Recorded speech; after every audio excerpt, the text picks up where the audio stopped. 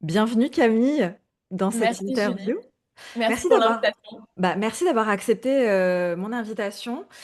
La question que j'aime bien poser à mes invités, parce que j'invite pas n'importe qui, est-ce que tu te rappelles comment on s'est rencontrés? Oui, complètement. On s'est rencontrés, je crois que c'était au Plaza Athénée, si je me rappelle bien, par l'intermédiaire de Sophie de Riche au féminin, que l'on connaît très bien toutes les deux. Et elle nous a introduites l'une à l'autre, tout simplement. Ouais, et on avait passé une super soirée alors qu'on se connaissait pas. Complètement. Et je me rappelle très bien qu'à ce moment-là, tu déléguais pas encore. Et Ouais. on en avait discuté parce que tu hésitais. D'ailleurs, petit coucou à Alexia, parce que c'est elle aussi qui était dans la formation que j'ai prise chez toi, Start en Chair, et qui avait des pépites de fou et tout, et trop chouette en fait de voir comment tu as évolué depuis. Donc, trop cool. Et ensuite, on s'est revus au gala potentiel de femmes. Par hasard, on n'avait pas, enfin, on s'était pas consulté, on y allait toutes les deux, toutes seules. C'est ça. Donc voilà. Et après, on a fait quelques échanges offline. On s'est revus offline aussi. Donc voilà. Pourquoi moi je t'ai invité? Je t'ai un peu briefé offline avant qu'on commence l'épisode. Et c'est plus parce que moi je trouve que tu as de belles valeurs et qui rejoignent les miennes. Tu as une chouette vision financière. Et je trouve que, bon, on en avait déjà un peu parlé dans un live sur Instagram, mais en fait, les femmes jouent petit. Et c'est en fait, j'avais envie de partager la vision que toi tu avais, comment toi tu arrives à voir grand, alors que tu as déjà de la gratitude pour tout ce que tu as. On va en parler aussi de tout ce que tu as pu créer jusqu'à aujourd'hui et d'inspirer d'autres personnes qui pourraient nous écouter, échanger un peu des derniers épisodes, enfin de tous les épisodes que tu as déjà fait qui parlaient plutôt de ta reconversion. Donc pour rappel, tu travaillais, je crois, dans un bureau dans des plus grandes boîtes d'audit de mémoire. Et consultante. Ouais, et dans des grandes boîtes d'audit. Et tu avais travaillé aussi à l'étranger, tu as vécu aussi à l'étranger. Je te laisserai te présenter juste après. Et aujourd'hui, en tout cas, tu as une formation qui est plutôt active, qui est Start en Chair, que j'ai rejointe en tant que cliente, je le précise. Donc, je sais aussi de quoi je parle. Et je trouvais ça intéressant de, voilà, de voir ton parcours, pas passé présent, mais plus récemment tes moves et vers quoi tu te diriges. Parfait. Comment tu te présenterais à quelqu'un qui ne te connaît absolument pas? Oui. Tu dirais quoi? Ben, moi déjà, je dirais que je m'appelle Camille, j'ai 35 ans, je suis à mon compte depuis maintenant 5 ans et je suis la fondatrice créatrice de la communauté Elle Investit, surtout présente sur Instagram, qui a pour mission d'inspirer les femmes, de partager mon parcours en tant qu'entrepreneuse et investisseuse seule, femme, et d'inspirer d'autres femmes à se lancer pour pouvoir créer leur liberté, leur indépendance financière. Et ma mission aussi plus largement, bah, c'est de refermer petit à petit le gap qu'on peut constater entre hommes et femmes au niveau de l'argent et pas que parce que les hommes sont mieux payés, mais aussi parce que il y a tout un mindset, il y a le côté, comme tu disais, les femmes qui jouent petit. Donc mon objectif aussi, c'est de partager moi mon parcours pour en fait faire prendre conscience à plein de femmes que ah bah elle l'a fait. Et elle part pas avec un background qui fait que forcément c'était facile pour elle ou c'était évident. Donc si elle l'a fait, bah peut-être que moi aussi je peux le faire. Donc voilà, j'ai envie que ça devienne en fait, j'ai envie qu'on parle d'argent entre femmes sans tabou. J'ai envie que ça devienne quelque chose de sympa, d'excitant, que voilà quoi, on ait envie d'aborder ces sujets-là. Ouais, je trouve ça hyper intéressant. Et du coup, quand tu t'es lancée dans l'entrepreneuriat, c'était pour quelle raison? Oui, alors moi je ne me suis pas lancée dans l'entrepreneuriat par envie ni par passion, mais plus parce qu'en fait je me rendais compte que le salariat ne me convenait plus, donc la seule autre porte pour y aller c'était l'entrepreneuriat. Donc ça a été un peu par dépit, je dirais, que je me suis lancée parce qu'il n'y avait pas d'autres possibilités. Et moi enfin si tu posais la question à la petite Camille qui a 5, 10 voire 15 ans, jamais elle se serait vue entrepreneur. Moi je me suis toujours dit l'entrepreneuriat c'est pour les têtes brûlées. De toute façon il y a une entreprise sur 1000 qui doit réussir, donc forcément tu perds de l'argent à coup sûr. Donc j'avais vraiment pas cette vision de moi en tant qu'entrepreneuse. Je me voyais bien chef d'entreprise, mais pas de mon entreprise, tu vois, arriver dans une entreprise qui marche déjà très bien, etc. Et finalement, maintenant que je me suis lancée dans l'entrepreneuriat, je me rends compte qu'il n'y a rien de mieux qui puisse me convenir. En tout cas, pour le moment. Peut-être que dans 10 ans, je dirai pas la même chose, mais à l'heure actuelle, ça m'apporte tout ce que j'ai besoin. Je dis pas que tout est simple et que tout est rose, mais en tout cas, ça répond à l'équilibre dont j'ai besoin entre ma vie pro, ma vie perso et l'excitation, la stimulation dont j'ai besoin au quotidien. Ouais. J'ai l'impression qu'on est nombreuses à s'être lancées dans l'entrepreneuriat par fuite d'un inconfort dans le salariat. Complètement. Ouais. Du coup, quand tu t'es lancée dans l'entrepreneuriat, tu as lancé ton entreprise autour de quelle offre? Oui, alors quand j'ai démarré, donc j'ai démarré avec une micro-entreprise en janvier 2022. Et à l'époque, je venais tout juste d'ouvrir mon compte Instagram. Donc, je ne savais pas du tout que j'allais monétiser quoi que ce soit. Donc, à l'époque, je trouvais de l'argent un peu à droite, à gauche. Je donnais des cours de français en ligne à des étrangers. J'ai fait une petite mission de conseil en freelance pour un Américain qui ouvrait sa marque de vêtements à Paris. Bon, bref, tu vois, je facturais un peu différentes choses. Et puis, au fur et à mesure, en fait, j'ai commencé à me concentrer à 100% sur mon compte Instagram. Et je me suis rendu compte que ça marchait bien, que ça me plaisait surtout, et que j'avais une demande de plusieurs femmes qui venaient me voir en me disant bah, je vois que tu t'es lancée dans l'immobilier, Camille, toute seule, que tu as fait un projet assez ambitieux, parce que pour rappel, j'ai acheté une maison que j'ai divisée en 5 appartes et que j'ai mis sur Airbnb. Et donc, en fait, bah, j'ai des femmes qui sont venues me voir en me disant, j'ai envie de faire quelque chose de similaire, mais je veux que ce soit toi qui m'accompagne. Je veux que ce soit une femme, quelqu'un en qui j'ai confiance et qui a vraiment fait un projet IMO. Et donc, à partir de là, je me suis dit, bah, en fait, il y a un marché, il y a quelque chose à faire. Et donc, c'est comme ça que j'ai décidé de lancer mon tout premier accompagnement, qui était un accompagnement dans l'immobilier, principalement destiné aux femmes, même si j'ai quand même accompagné quelques hommes. Donc, j'ai démarré comme ça. Ok, très intéressant. Je mettrai en lien le replay de notre live où Camille en fait parle de ses challenges dans l'immobilier, comment elle a obtenu ou pas d'ailleurs des financements, etc. Donc je vous le mettrai en lien dans la description de cet épisode. Et ensuite, du coup, tu as fait une formation ou t'accompagnais en individuel, c'était comment? Alors, un peu des deux. En fait, du coup, j'avais une formation en ligne qui était vraiment le socle théorique pour avancer dans l'immobilier. Et en plus de ça, j'avais du coaching individuel et en groupe tous les mois avec chacune de mes femmes accompagnées. Ok. Et donc là, ça a changé depuis. Est-ce que tu veux nous Complètement. expliquer comment ça Ouais. a changé et pourquoi? Quel a été le déclic? En fait, ce qui s'est passé, c'est que moi, sur mon compte Instagram, j'ai toujours parlé de mes investissements à titre personnel. Tu vois, ce qui me passe par la tête, ce que j'ai fait, les trucs que j'ai testés, les trucs qui ont marché, les trucs qui n'ont pas marché, je partage. Et en fait, ce qui s'est passé, moi, quand j'ai quitté mon job en 2021, je suis arrivée dans une phase de ma vie où j'avais envie de diversifier au maximum mes investissements. Euh, Juste aussi pour info, je ne viens pas d'un milieu où on investit. Je me suis lancée par moi-même en 2020-2021, mais avant, je n'investissais pas du tout. Et donc à ce moment-là, donc je monte en compétences, donc je commence à investir dans l'IMO, en bourse, en crypto, je touche un peu à tout, je fais du crowdfunding. Et puis il y a un moment où j'ai l'impression d'avoir bien placé toutes mes billes et je me dis, bon, maintenant j'aimerais investir dans un truc un peu plus concret, un peu plus palpable et quelque chose d'un peu plus passionnant. Parce que bon, la crypto, la bourse, ça peut rapporter, mais clairement ça ne me passionne pas, l'immobilier non plus.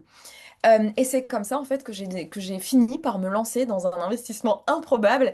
J'ai participé à des ventes aux enchères en France dans lesquelles j'ai acheté des sacs de luxe de seconde main complètement abîmés que j'ai fait rénover et que j'ai revendu en générant des plus-values.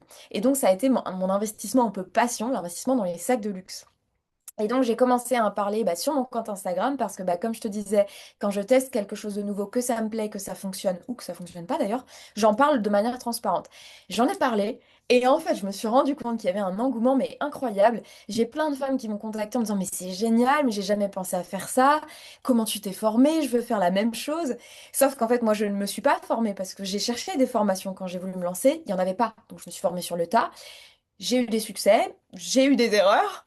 Et donc, en fait, quand toutes ces femmes m'ont contacté pour me dire j'ai envie de faire la même chose, je me suis dit, ni une ni deux, je vais réappliquer la même chose pour l'IMO. Comme en IMO, elle venait me dire je veux me faire former par toi. Là, j'ai vu de la même manière qu'il y avait un besoin. Je me suis dit, je vais créer from scratch, vraiment de A à Z, un programme d'accompagnement pour investir dans les sacs que j'ai appelé Start en Chair, que j'ai lancé il y a très exactement 3 ans, en avril 2023 et qui en fait aujourd'hui a pris le dessus sur le reste de mes accompagnements, notamment l'accompagnement immobilier, pour plusieurs raisons.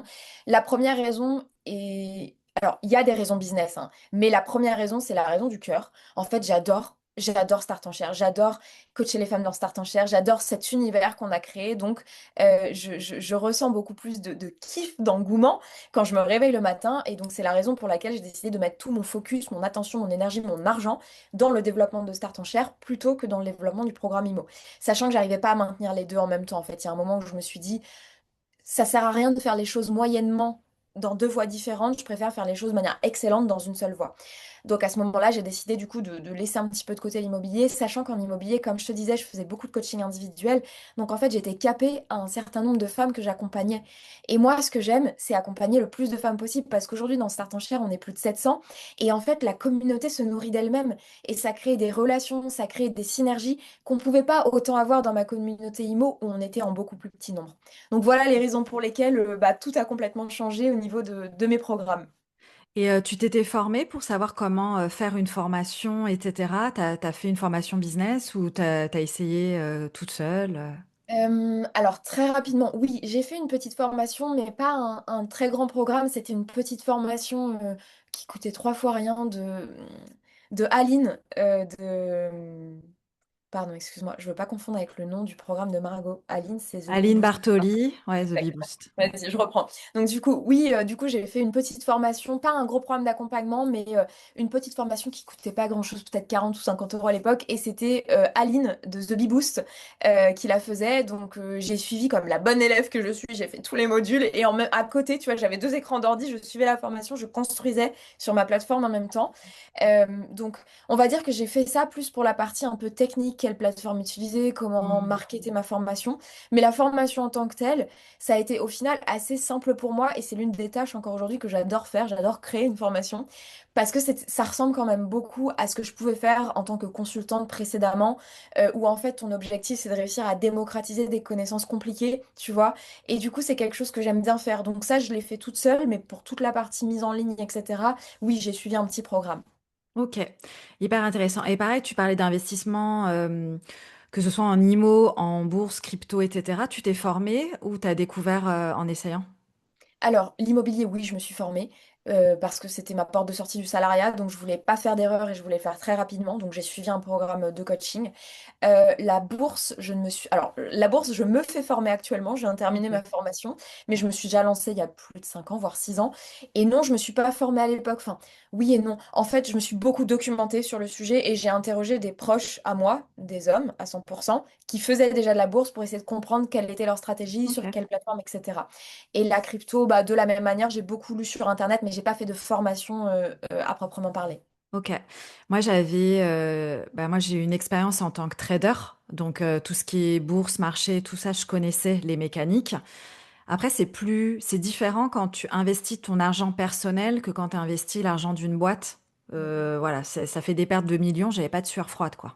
Là, je pense si je perds des centaines de milliers d'euros, je pense que je suis pas bien.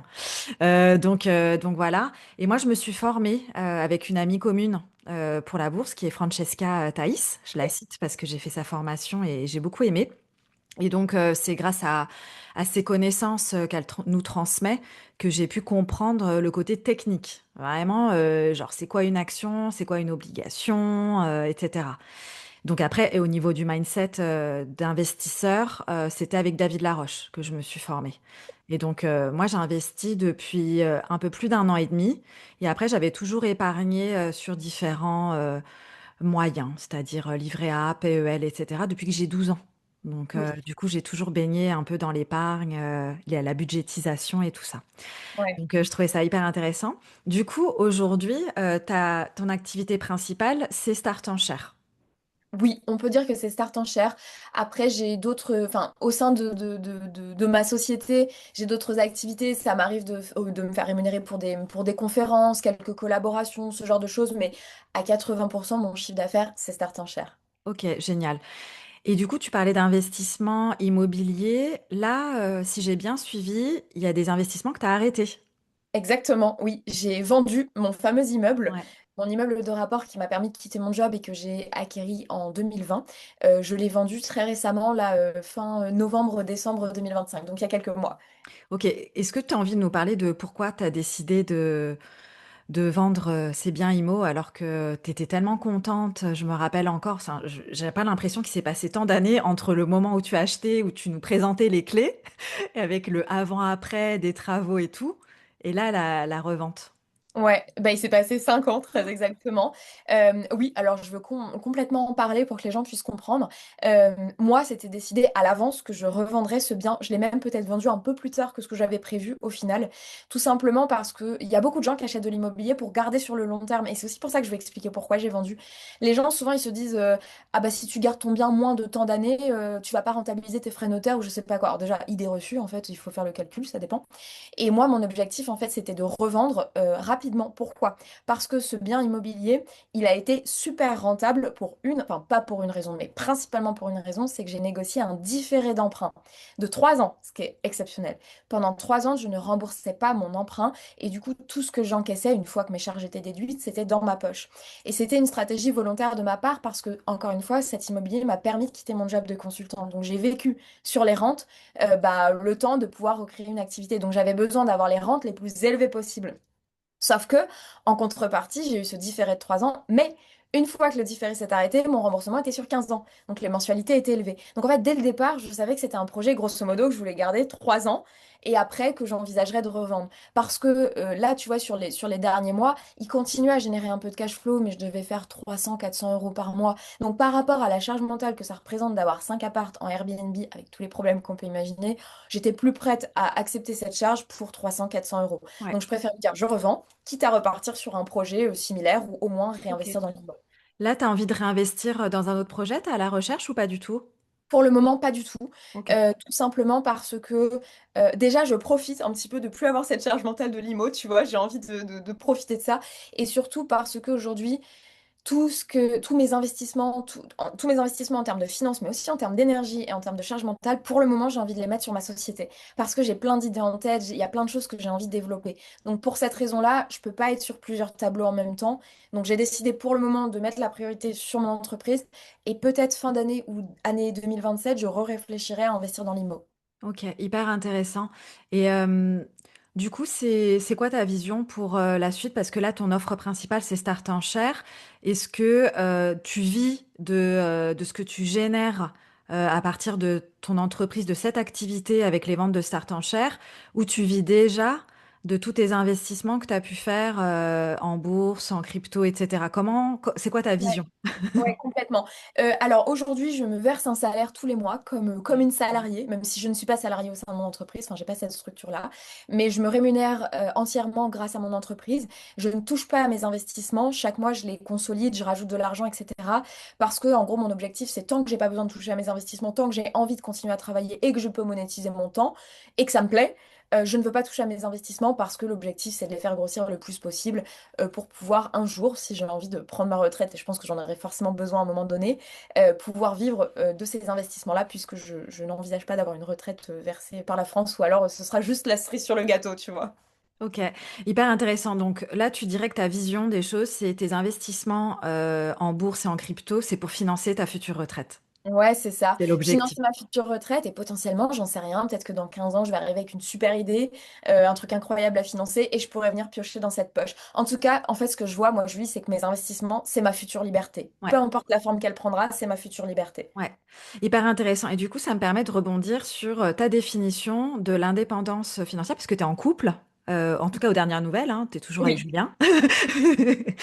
Et c'est quoi ta vision de l'indépendance financière et de la liberté financière, sachant qu'il y a aussi la sphère couple. Je trouve que c'est intéressant à remettre aussi les choses dans leur contexte parce que entreprendre quand tu es seul, célibataire et que t'as pas de copine entrepreneur, c'est différent que entreprendre quand tu t'es trouvé des copines et que tu es en couple et que c'est solide. Ouais, complètement, complètement.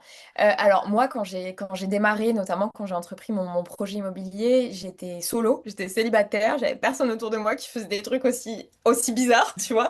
Donc, mais comme j'ai intégré un programme de formation, je me suis fait alors, pas forcément des amis, mais tu vois, des gens avec qui on était dans le même mood. Donc ça m'a beaucoup aidé. Et le fait de rencontrer bah, Julien, mon compagnon aujourd'hui, ça m'a aussi beaucoup aidé au début parce que même si lui, il n'est pas entrepreneur, il a quand même une âme d'entrepreneur. Il a entrepris, je crois, quand il avait 14 ou 16 ans, tu vois. Il a monté sa première auto-entreprise et tout. Et donc, il a ce côté-là. Et surtout, bah, il y a eu ouais, il y a eu du soutien au quotidien, même si je veux pas l'intégrer dans mes problématiques de société constamment, etc. Bah, forcément, ça aide d'avoir d'avoir ce support-là, même si c'est pas forcément quelqu'un qui est dans l'entrepreneuriat. Et puis, bah, au fur et à mesure, tu te construis ton réseau, tu te construis tes amis entrepreneuses, etc. Et je trouve que ça fait du bien parce qu'au début, en effet, ça peut être dur d'être seul. Je t'avoue que moi, j'ai pas trop eu ce problème-là au sens où deux choses. Je suis une personne relativement solitaire et je pense qu'en fait, c'est même pas que j'avais tellement foi dans mon projet. En fait, le truc, c'est que Julie, c'était la seule manière pour moi de m'en sortir. Il fallait que l'IMO marche et il fallait que ma société marche. Donc, Ouais. de toute façon, j'avais pas le choix. Donc, en fait, je pense que j'ai un peu mis de côté mes peurs en me disant, let's go, on y va, on tente, j'ai rien à perdre. Et puis, au fur et à mesure, tu construis ton réseau, donc ça consolide un peu ta confiance. Moi, je trouve qu'il y a une question de foi quand même, hein. Peut-être, Parce que, peut-être. tu vois, par exemple, quand je reviens sur ta formation Start en Chair, moi, je l'ai prise dans les prémices. Ça faisait pas Ouais. longtemps que tu l'avais lancée. Et je me rappelle que tu m'avais dit, ouais, bon, bah, c'est pas non plus les formations que tu as l'habitude de faire, tu vois, mais je vais l'étoffer, je vais l'améliorer et tout ça. Et je lui ai dit, mais t'inquiète, Camille, moi, je l'apprends, je vais pas la faire tout de suite. J'en ai pas besoin, c'est vraiment ma passion. Les objets de luxe, on avait ça en commun. Et d'ailleurs, quand on s'est connus, je t'avais raconté que quand je me suis lancée dans l'entrepreneuriat, j'étais pas sereine financièrement. Du coup, ce que je faisais, c'est que j'achetais déjà des secondes mains de luxe parce que j'étais passionnée de mode et je les revendais avec une plus-value déjà sur Vinted. Vinted, c'était tout nouveau. Donc, je faisais déjà ça et je participais déjà aux enchères depuis très longtemps sur eBay pour acheter de la seconde main de luxe, etc. Donc, c'était vraiment déjà en moi. Et je t'avais dit, moi, pour moi, c'est un investissement. C'est genre, je sais que je vais faire cette formation à un moment donné parce que c'est une formation passion, loisir, du coup. Et je crois en fait dans ton travail, etc. Et bah, je la ferai quand je la ferai. Et d'ailleurs, je t'ai envoyé un message il y a pas longtemps pour dire, bah c'est bon, j'ai commencé la formation parce que la thématique des carrés Hermès, c'était justement une de mes thématiques parce que j'ai beaucoup de carrés Hermès que je ne porte pas. Et je me demandais comment les coter, etc. Qu'est-ce qu'on regarde, etc. Comment je peux prouver leur authenticité. D'ailleurs, tu décris très bien tout ça dans la formation avec une participante aussi qui décrit son parcours. Et c'est ça, en fait, pour moi, l'investissement, c'est, bah, en fait, on investit sur du long terme. Je pense qu'il y a vraiment ça, que ce soit pour la bourse, les cryptos, l'immobilier ou l'entrepreneuriat. Le point commun, c'est qu'on investit sur du long terme. Moi, j'ai pas investi dans ta formation pour la consommer tout de suite par besoin, genre il faut absolument que je trouve comment vendre du seconde main et tout. C'est sur du long terme. Je sais que ça me passionne. Pour moi, c'est un plus. Pour moi, c'est un jeu. C'est du plaisir, comme tu disais. Et ça met du beurre dans les épinards, quoi. Quand je crois que je t'avais raconté, j'avais acheté un sac Kelly que j'ai pu revendre. Enfin bon, bref, c'est vraiment un truc passion. Donc j'en parle pas Ouais. beaucoup moi dans mes stories perso, mais c'est vrai que c'est quelque chose que j'adore. Et je pense que effectivement, comme tu le disais si bien, c'est bah, c'est un peu de la foi. C'est un peu, tu sais pas si ça va marcher, mais tu sais que ça te met tellement en joie, t'as tellement de plaisir que si ça marche pas, c'est pas grave parce que t'auras essayé, t'auras kiffé le process. Ouais, je suis d'accord. En tout cas, maintenant, j'ai cet état d'esprit-là, clairement. Parce que je pense que je peux me permettre aussi, parce que je sais que j'ai un matelas financier en cas de problème. Mais quand je me suis lancée, c'était vraiment le j'ai pas le choix. En fait, j'ai Ouais. pas le choix, il va falloir que ça marche. Je sais pas si j'avais la foi au début, mais je pense que c'était plus tu vois, je partais, enfin, j'étais plus dans un espace de dos au mur. Et de Ouais, toute façon, j'ai que cette possibilité. Sinon, l'autre possibilité, c'est que je retourne ouais, dans le conseil, job qui m'a rendu malade physiquement, mentalement. Donc, j'ai ouais, pas le choix. Je suis au pied du mur, il faut que ça marche. Donc, je vais ouais, tout donner, mon énergie, mon envie, etc. Et puis ça a fonctionné. Et une fois que ça fonctionne, tu prends plaisir, tu construis ton matelas de sécurité. Donc, je et trouve puis que tu les te choses réajustes. s'alignent bien. Ouais. Ouais, tu te réajustes. Après, c'est vrai que les inconvénients dont on ne parle pas assez, c'est qu'une fois qu'on a un matelas de sécurité, ce qui est notre cas toutes les deux, c'est que du coup, on a moins d'enjeux sur Ouais, le complètement. business. Du coup, parce qu'en fait, on n'en parle pas assez, hein, mais en fait, les inconvénients, c'est que quand tu as moins d'enjeux, bah, tu te mets pas trop la pression. C'est-à-dire que s'il y a un lancement qui foire, bah, c'est pas grave, parce que tu as de la trésor pour couvrir les prochains mois. T'es pas dans la merde. Alors que quelqu'un qui a pas le choix, comme l'ancienne Camille, elle va tout faire pour que ça marche, elle est déterre, et ce sera pas le même genre de lancement. Ce sera pas chill. Donc c'est une autre énergie, je trouve. Et donc pour revenir par rapport à ce qu'on disait, le fait que tu as un partenaire, d'ailleurs tu as déménagé, ça on Oui. n'en a pas parlé. Ça fait combien de temps maintenant que tu as déménagé? Ça va faire 8 mois, ouais, Ok. qu'on a quitté Paris pour la campagne. Ouais, et d'ailleurs, comment tu te sens? Moi, j'ai l'impression que tu te sens hyper bien depuis que tu as déménagé. Ah, moi, je suis trop contente. Je jardine tous les week-ends, j'observe les oiseaux tous les matins. Je vis ma meilleure vie, Julie, hein. Ouais, bah c'est trop trop bien. Et bon, la campagne, on va pas dire, elle est dans le fin fond de la France. Elle est quand même, c'est accessible en transport pour revenir à Paris quand on a envie. D'ailleurs, là, on enregistre à l'heure où on enregistre l'épisode, t'es à Paris. Oui. Et donc, toi, aujourd'hui, ta définition de l'indépendance et la liberté financière, ça correspond à quoi? Tu fais une différence entre les deux? Et si oui, Euh, laquelle? c'est une bonne question. Est-ce que je fais une différence entre les deux? Peut-être que j'en fais une très légère. L'indépendance financière, c'est d'être capable de, pour moi, de s'autofinancer tout en continuant à travailler. Du coup, je dirais que je suis plus dans une zone d'indépendance financière, au sens où aujourd'hui, je m'autofinance en fait. J'ai créé mon activité, j'ai ma société, je me verse un salaire avec cette société, je peux vivre grâce à ma propre activité, mais je continue de travailler. Et pour moi, c'est peut-être la différence avec la liberté financière, où la liberté financière, si elle a la possibilité de, ok, je reste dans mon lit toute la journée, ou je ne fais rien, ou je fais des choses non monétisées, et je peux continuer à vivre. Aujourd'hui, je pourrais le faire, sauf qu'en fait, mon capital, il s'épuiserait très très vite, et en fait, ce serait pas viable pour le long terme. Et puis surtout, je pense qu'aujourd'hui, je suis aussi dans un... Je vois un peu l'argent comme un jeu, tu vois. Et en fait, alors, au-delà d'aimer mon business, au-delà d'aimer ma mission et d'aimer le produit que je fais, j'aime aussi réussir à lui faire plus de chiffre d'affaires, réussir à trouver les bons leviers. Enfin, en fait, j'ai aussi ce côté, je vois mon activité, je vois ma croissance, je vois mon chiffre d'affaires comme un jeu. Et je pense que c'est ce qui fait que même si j'ai plus le couteau sous la gorge, comme tu disais tout à l'heure, et que du coup, il y a moins d'enjeux, donc forcément, tu es peut-être un peu moins motivé pour aller chercher. Je pense que le fait que je vois tout ça comme un jeu, ça continue à m'exciter, à me stimuler et à me dire, OK, qu'est-ce qu'on va faire pour le prochain lancement? Quelle nouvelle idée on peut avoir? Comment on va s'amuser en fait aujourd'hui, tu vois? Ouais. Bref, j'ai un peu digressé, mais en tout cas voilà, je pense que je fais une légère différence entre liberté et indépendance financière. Et aujourd'hui, je suis dans ma phase d'indépendance financière qui est incroyable parce que au-delà d'être indépendante financièrement, je suis aussi indépendante sur mon choix de lieu de vie, sur les jours pendant lesquels j'ai envie de travailler, sur le type de produit ou de service que j'ai envie de lancer. Et en fait, je trouve que ça m'offre une liberté dans plein de domaines différents qui est incroyable. Ça nous a permis avec mon compagnon de partir vivre quelques mois à Bali il y a quelques années parce que on peut financièrement, on peut au niveau de notre travail. Et ça m'a permis, enfin ça nous a permis tous les deux de partir de Paris pour partir dans le centre de la France en pleine campagne. Enfin, et en fait, jamais j'aurais pu faire ça quand j'étais encore consultante parce que j'avais besoin d'être pieds et poings liés à une ville, parce que je pouvais pas choisir les jours pendant lesquels je travaillais, ni même les heures. Donc l'indépendance financière m'apporte aussi tout ça. Ok, trop intéressant. Et du coup, ça serait quoi ta vision du succès? C'est pour toi, est-ce que ça t'inspire toujours? Et à quel moment tu penses que tu considères que tu es successful? Ouais. Je pense qu'elle a beaucoup évolué ma vision du succès. Je pense qu'il y a encore quelques années, le succès, c'était réussir ta carrière. C'était réussir d'un point de vue social, donc carrière, réussir d'un point de vue financier, très probablement. Aujourd'hui, ma vision du succès, je la relie plus à ma vision du bien-être, à est-ce que je me sens bien, est-ce que je me sens accomplie en dehors de ce que la société te dit que c'est l'accomplissement. Alors forcément, pour moi, l'accomplissement passe aussi par une aisance financière. Et j'entends que ce soit pas le cas de tout le monde, mais en tout cas, moi, c'est quand même le cas.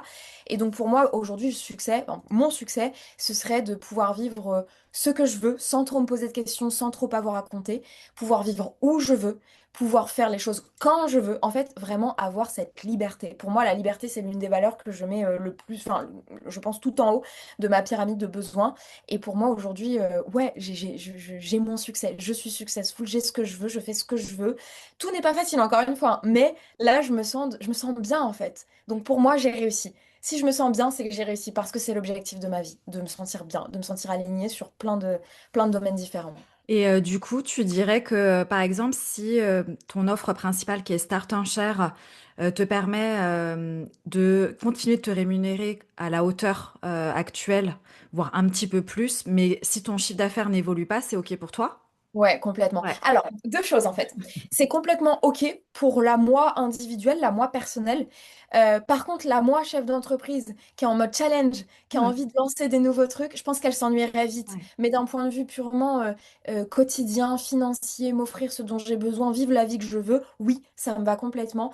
Et c'est marrant que tu me poses cette question parce que quand j'ai démarré l'entrepreneuriat, comme beaucoup d'entrepreneurs, mon but c'était de scaler, tu vois, le mot scaler. Et surtout le mot, chaque année, il faut faire mieux que l'année d'avant. Sauf qu'en fait, depuis un an et demi, je me dis, mais en fait, meuf, tu vis bien, t'es heureuse. Pourquoi tu veux forcément aller chercher plus? Si c'est juste pour l'argent, t'en as pas besoin. Si par contre c'est pour le jeu, pourquoi pas? Mais si c'est juste pour l'argent, t'es bien aujourd'hui. Et surtout, je cherche aussi à trouver le bon équilibre entre le temps que je travaille et le temps que je m'alloue personnellement, parce que ma vie personnelle sera toujours mise au devant de ma vie business. Je ne travaille pas, enfin, je ne vis pas pour travailler, je travaille pour vivre la vie que je veux. Donc ma vie personnelle a toujours été plus importante. Et d'ailleurs, j'ai construit mon business par rapport à ma vie personnelle. Et je construis pas ma vie personnelle par rapport à mon business. Ça, pour moi, c'est impensable. Ok. Et si jamais je te disais que c'était possible que tu augmentes ton chiffre d'affaires sans travailler plus d'heures? Parce que toi, c'est ta Ouais, liberté. ouais. Alors là, ça va beaucoup m'intéresser parce que je vais me dire, ok, il y a un casse-tête. Qu'est-ce Yes. que je vais actionner? Ouais. Sur quel bouton je Mm. vais appuyer pour que ça fonctionne? Mais Ouais. cette problématique m'exciterait énormément. Mais pas tant pour l'argent que plus comprendre comment ça va fonctionner. Tu vois ce que je Ouais. veux dire? Ouais, ouais. Ok, hyper intéressant parce que c'est vraiment ce qu'on fait avec mes clientes. C'est pour ça que je te dis de ce que tu me dis, il y a peut-être un levier juste pour le fun d'aller chercher plus. Ok. Et du coup, tu dirais, on en a parlé un peu juste avant l'épisode parce que justement, je te parlais un peu du type de questions que j'avais envie de te poser. C'est comme toi, tu es dans la gratitude de ce que tu vis, de ce que tu as pu construire, de la vie que tu as aujourd'hui, de la maison que vous avez avec Julien, de ton environnement. Enfin, tu es trop bien. Euh, Qu'est-ce qui peut encore t'inspirer d'aller te stretcher? Parce que moi, je pars du principe, là, c'est purement des formations professionnelles que quand on s'ennuie, bon, tu me l'as confirmé aussi par tes propos, mais en fait, on meurt à petit feu et qu'on s'éteint. Et du coup, pour continuer à avoir de la joie, etc., il faut quand même continuer à être stimulé. Donc, du coup, qu'est-ce qui peut te stimuler davantage vu que tu as déjà le succès auquel tu aspires aujourd'hui? Ouais, complètement. C'est une très bonne question parce que en fait, toute ta vie, tu vois, j'ai l'impression que tu tends vers le bonheur et tu as des choses dans ta tête où tu dis ça va me rendre heureuse, ça va me rendre heureux. Et une fois que ces trucs-là, ils sont réalisés et que tu y es, tu te dis, bah en fait, c'était pas tant ces choses-là, mais c'était plus le chemin parcouru pour y arriver. Donc, en effet, il faut toujours réussir à trouver. Donc, moi, ce que je fais, c'est que je me lance toujours des nouveaux challenges, à la fois personnellement ou professionnellement. Je sais pas, tenter des trucs un peu fous, tu vois, là, j'ai très envie. Alors, ça fait 1 an et demi que j'en parle, mes amis vont me dire, arrête d'en parler, tu l'as toujours pas fait. J'ai très envie de me faire un saut à l'élastique. Un truc que j'avais fait il y a 2 ans, je crois, sur un coup de tête, j'avais lancé une roulette dans laquelle j'avais rentré plein de pays que j'avais encore jamais fait dans ma vie. Et j'avais lancé une roulette, j'avais trouvé un pays. 10 jours plus tard, même pas une semaine plus tard, j'étais partie. Et tu vois, c'est ces petits trucs-là un peu que tu vois dans des films et que tu te dis, j'adorerais faire, mais tu les feras jamais. Et je me dis, ben en fait, c'est le moment de les faire. Donc je me pose aussi toujours la question de réaliser mes idées un peu folles, les trucs qui me rendent curieuse ou autre, pour que chaque journée soit incroyable en fait et que chaque Hmm. journée ce soit un jeu. Ça, je le fais personnellement et je le fais aussi en business. Et là, par exemple, en ce moment, j'ai une idée fixe au niveau du business que j'ai trop envie de réaliser, qui me challenge, qui me stimule, qui m'excite, que je sais pas si je vais réussir à le faire, mais que j'ai très envie de mettre en place. Est-ce que tu peux nous parler, t'es pas obligé, hein, mais de tes projets, parce que tu disais que tu avais plein d'idées au niveau business pour la suite, donc en complément, j'imagine, de Start en Chair. Est-ce que tu as envie de nous en parler un petit peu de tes Ouais. idées? Après, peu importe si tu les fais ou pas, mais qu'est-ce qui Ouais. t'anime en ce moment? Bah alors là, j'ai une idée du coup en ce moment. En fait, non, en réalité, je l'ai depuis plus d'1 an et demi. C'est juste que, tu sais, c'était une idée qui était dans ma tête, mais irréalisable. Donc, elle n'était pas proche de moi. Voilà. En fait, j'adorerais lancer Start en Chair à l'étranger. J'adorerais ouais, l'internationaliser. Et là, j'ai un pays en tête parce que je pense que déjà le marché est plus mature qu'en France au niveau de la formation en ligne. Il y a un vrai marché au niveau des sacs de luxe. Je voudrais absolument lancer Start en Chair aux US. Tu vois, en plus, arriver en tant que Française pour parler des sacs de luxe aux États-Unis, ça marcherait très très bien. Et ça fait 1 an et demi que je me dis, il faut que j'y aille, il faut que j'y aille. Mais je sais pas comment y aller. J'ai tenté de contacter des gens, j'ai tenté de nouer des liens, ça marche pas, ça prend pas. Et en fait, récemment, j'ai parlé avec l'une de mes anciennes coachs qui m'a dit, mais en fait, c'est super simple, il suffit de faire ça. Donc, elle me dit le ça, et je me dis, mais comment j'ai pu ne pas y penser? Et du coup, bah, depuis qu'elle m'a parlé de ça, je me rends compte que l'idée, c'est beaucoup plus, c'est rapproché, parce qu'en fait, je me dis, mais c'est clairement réalisable. En tout cas, je peux mener les premières étapes. Et donc, j'ai très envie de me lancer. Et en fait, mon idée, tu vois, ce serait de me dire, je vais pas traduire l'ensemble de ma formation en anglais avant d'avoir potentiellement un public intéressé. Donc je vais déjà aller tester le public, tout simplement en mettant un bon budget de publicité.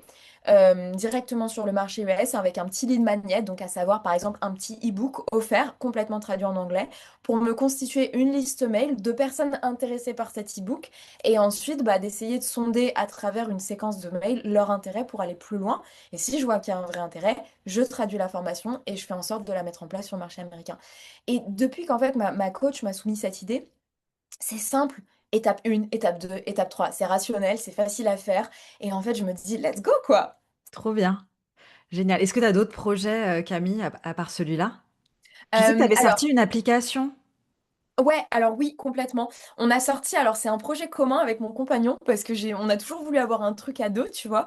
On a sorti il y a un an très exactement un site qui s'appelle Iconic Vault et qui te permet en fait en deux trois clics d'obtenir l'estimation du prix de ton sac de luxe. Et on se base sur des données qui sont donc publiques de tous les sacs qui ont été vendus dans les 3 derniers mois. Donc en fait, ça te permet d'avoir une estimation juste sur les 3 derniers mois, donc quelque chose de récent.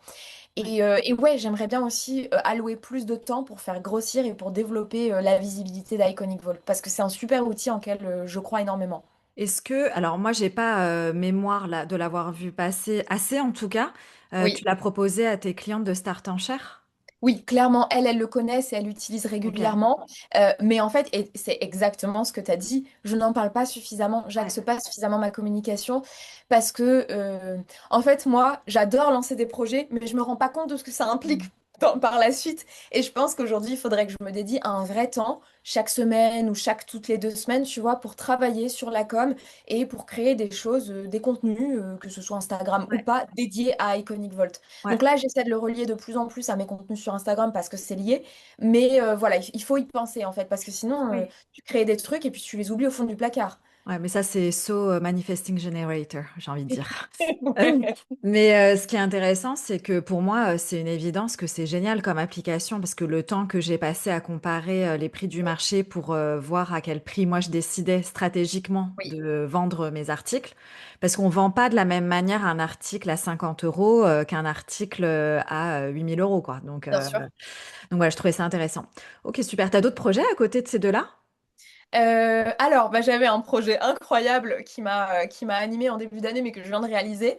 En fait, ce qui s'est passé, c'est que je crois que c'était mi-février, un truc comme ça. J'ai une idée folle. Je me suis dit, il faut que je prenne un billet d'avion pour aller au Japon. Je me Parce que rappelle. le Japon, c'est apparemment l'Eldorado pour acheter des sacs de luxe à petit prix.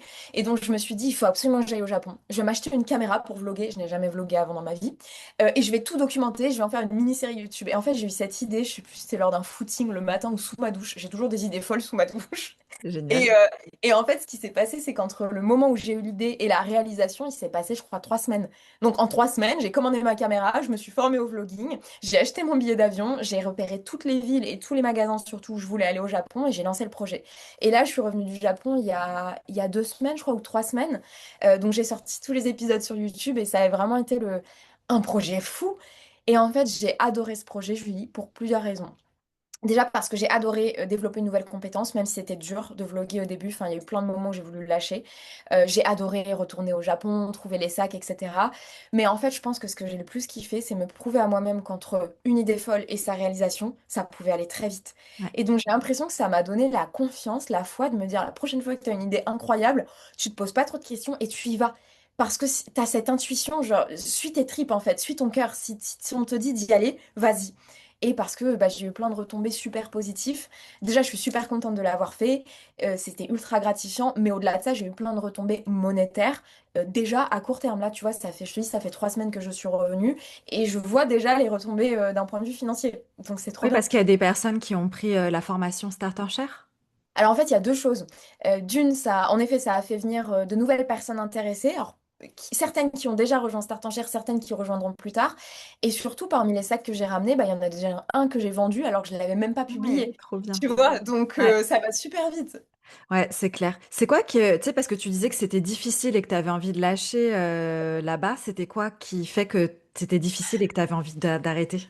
Ouais, le vlog, ça a été super dur. Déjà parce que je n'étais pas à l'aise à l'idée de parler toute seule dans la rue, tu sais, avec tout l'attirail de l'influenceuse et Et de ça se l'image. voit pas du tout, honnêtement. Moi, je te connais, Bah, donc merci. je sais très bien que ça Oui, peut être dur pour toi, mais ça se voit pas du tout sur les images. J'ai regardé la série pour info, les ouais. auditeurs, et j'avais fait un retour à Camille d'ailleurs en MP, mais ça se voit pas du tout que t'es pas à l'aise. Bah alors ça ne se voit pas du tout, ma chère Julie, parce que justement les premières vidéos, je les retournais genre 15 fois pour avoir l'air naturel. Et donc en fait, les 2 premiers jours, mes séquences, je les retournais entre 10 à 15 fois, mais parfois des séquences toutes bêtes où je suis juste devant un magasin en train de dire bah, je vous emmène dans ce magasin. Et cette séquence, j'arrêtais pas de l'effacer parce que je bafouillais, parce que je me trouvais moche, parce que la lumière ça n'allait pas, parce que j'avais pas mis le micro.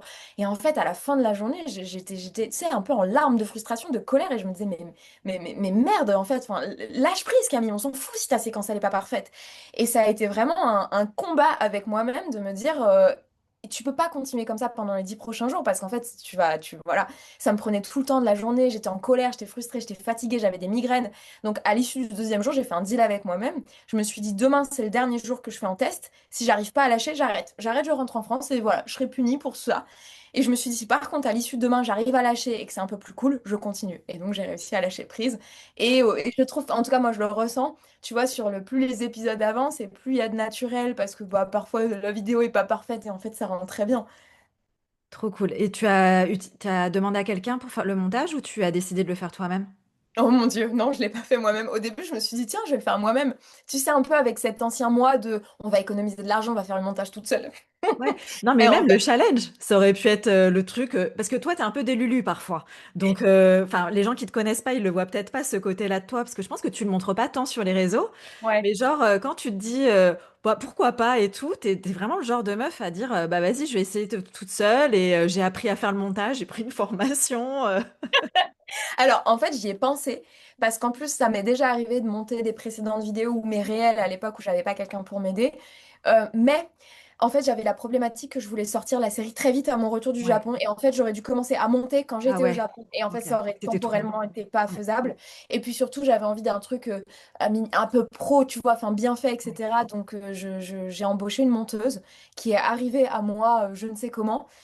Parce qu'en fait, j'avais passé un petit message sur Insta en disant je cherche une monteuse, etc. J'aime bien faire via ma communauté. Au final, j'ai trouvé personne via ce biais-là. Enfin, il y a eu des gens qui sont manifestés, mais voilà, c'était pas toujours la même vibe ou autre. Et en fait, il y a une personne qui m'a démarché par email. Je déteste ça. D'habitude, je n'ouvre jamais ces mails-là. Ce jour-là, j'ai ouvert, je suis allée voir son site et je me suis dit en fait, ça va être trop fit entre nous. Et j'ai fait appel à elle et je suis ravie du montage qu'elle a réalisé. Je trouve qu'elle a réussi à donner vie à des rushs de vidéos que je trouvais quand même pas incroyables et qu'elle en a fait quelque chose de bien, tu vois, Ouais. quelque chose, une globalité que j'aime beaucoup. Ouais. Non, c'est hyper agréable pour les personnes qui sont intéressées. Attends, j'ai la vidéo qui. Ouais. Bon, écoute, on laisse. Je suis un peu floue pour la fin. Pour les personnes qui sont intéressées, je vous recommande la petite série de Camille parce que déjà, vous allez apprendre un peu à la connaître. Parce que tu as été aussi vulnérable, je trouve, dans les vidéos. J'ai failli chialer quand je te voyais, là, quand tu étais au bout du rôle, là, tu avais les larmes aux yeux et tout. Et ça m'a trop touchée. Et je trouve que c'est passionnant. Et il y a pas de. Tu fais pas de la rétention d'infos. Ça, j'ai beaucoup aimé. Il n'y a pas de rétention d'infos. Tu dis les infos que tu as réussi à capter, tes bons plans, tu donnes les adresses. Le montage est très bien fait parce que bah, sur des montages où il n'y a pas forcément d'action, il y a quand même de la musique. Quand tu parles de trucs, ta monteuse a quand même remis les textes et tout ça. Enfin, j'ai trouvé ça hyper fluide et trop bien. Enfin, moi, j'ai adoré te suivre. De toute façon, je t'avais envoyé un message. J'ai hâte de te découvrir au Japon. Donc, pour moi, c'était trop, trop cool. Écoute, là, on arrive à la fin de notre échange. Là, je pense que je t'ai posé toutes les questions que je devais te poser, tout ce dont je t'ai parlé avant qu'on commence. Est-ce que toi, t'aimerais partager quelque chose de plus par rapport à ta vision des choses? Ouais, écoute, je réfléchis, mais je pense que tu m'as emmené sur des terrains sur lesquels je vais pas d'habitude, donc je vois pas. Je réfléchis, mais non, je vois pas autre chose que j'aurais Ouais. pu partager. Ouais, non, je t'ai parlé un peu de mes futures folies, etc. En tout cas, moi, je continue à kiffer ce que je fais au quotidien, même si encore une fois, tout n'est pas toujours facile, mais de manière générale, j'aime trop ce que je fais. J'ai plein d'idées pour emmener mes clients dans des endroits sympas, pour faire les choses différemment. Et en fait, je pense que c'est aussi toute cette originalité, enfin toutes ces idées un petit peu folles que j'ai parfois qui nourrissent à la fois mon programme, qui nourrissent mon compte et qui font que on s'ennuie jamais, quoi. Ouais, trop bien. Du coup, what's next, j'ai envie de te dire, Camille.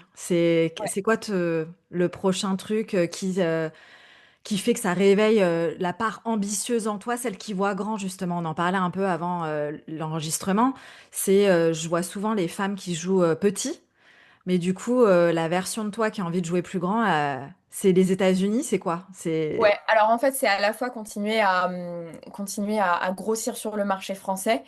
Et ça, je me suis vite rendu compte qu'entre la Camille qui pensait que franchement c'était facile de passer de 100 clientes à 1000 clientes, enfin techniquement c'est pas compliqué, bon, il s'est quand même passé du temps, tu vois. Et donc je me rends compte qu'en fait ça va être une croissance longue, enfin une croissance longue.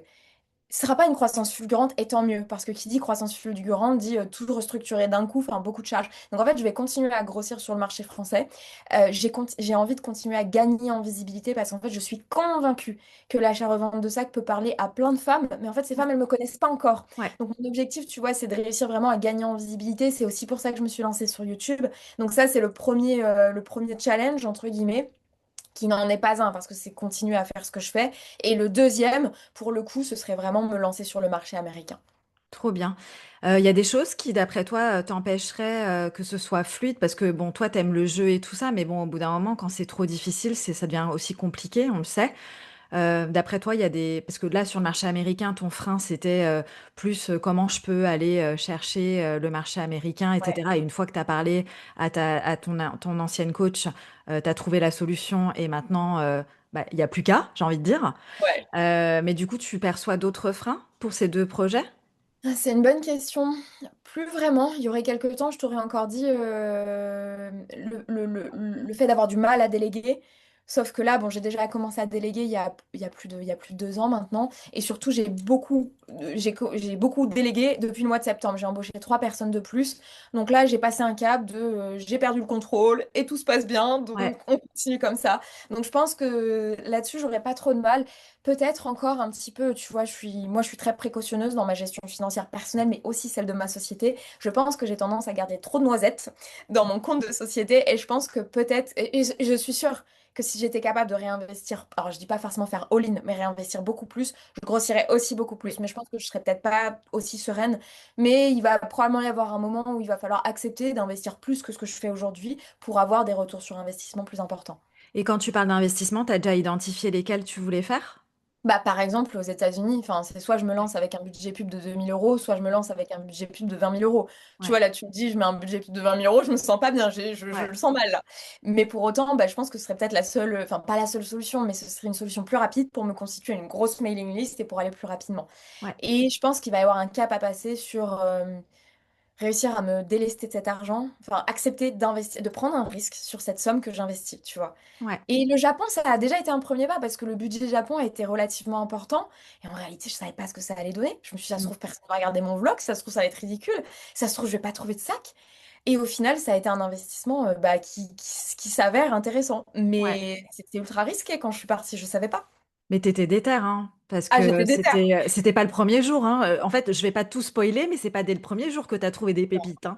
non, Donc, non, non. ouais, Ouais, non, non, j'ai galéré au début. Franchement, en fait, j'ai réussi à trouver des pépites juste à la fin, quoi. ouais. Donc, comme quoi, ça valait le coup de rester s'accrocher. Tu sais, on parle souvent avec mes clientes du plateau parce que elles sont souvent un plateau. C'est soit elles lâchent, soit elles continuent pour aller chercher, mais au risque de rien avoir. Et c'est un peu ton cas. C'était soit bah, du coup, à quel moment tu décides que le voyage au Japon, bah, tant pis, il n'a pas rempli sa mission, tu vois. Ouais, Et donc après, tu le disais hein, dans tes 10 vidéos, je vais pas tout spoiler, mais que tu serais dégoûté si jamais c'était le cas. Parce que tout ce que ça t'a demandé, l'énergie, l'organisation, la fatigue et tout ça, ouais. les recherches, la marche, enfin, je vous laisserai découvrir toutes les aventures de Camille. Mais ça prouve aussi que tu es déterminée et qu'heureusement que tu n'as pas lâché. Ouais. Et puis en fait, et je vois complètement ce que tu veux, parce que j'étais vraiment là-dedans, puis il y avait une partie de moi qui disait, bah écoute, meuf, de toute façon, t'es au Japon, ton billet d'avion, il est pas avant 8 jours, bah continue, qu'est-ce que tu veux faire de C'est tes clair. journées? Tu vas pas passer ta journée à manger des sushis, hein, donc on va continuer à chercher des sacs, et puis voilà. Trop bien. Mais en tout cas, merci Camille pour cette conversation qui était vraiment très chouette. Ça nous a aussi permis de faire un petit update. Ça faisait longtemps qu'on n'a pas réussi à se capter. Bah merci à toi, Julie, pour l'invitation. J'ai passé un très bon moment avec toi et tes auditrices et auditeurs. Bah pareil, je mettrai les liens pour retrouver Camille sur Instagram. Elle investit ainsi qu'un lien vers sa formation Start en Chair. Comme ça, vous pourrez suivre les aventures de Camille. Je ne sais pas si tu as mis tes vidéos sous forme de playlist sur YouTube. Donc du coup, je mettrai aussi le lien si vous avez envie de voir Camille en PLS au Japon. mais avec un happy ending. Donc voilà. En tout cas, n'hésitez pas à nous faire des retours sur Instagram, à noter l'épisode déjà, ça pourrait être cool. À nous faire des retours sur Instagram. Est-ce que vous avez aimé? Est-ce que vous voudriez que Camille revienne parler encore d'autres choses? Là, je pense qu'on a abordé quand même des sujets variés. Mais en tout cas, c'était un réel plaisir. Et puis, je vous dis à la prochaine écoute.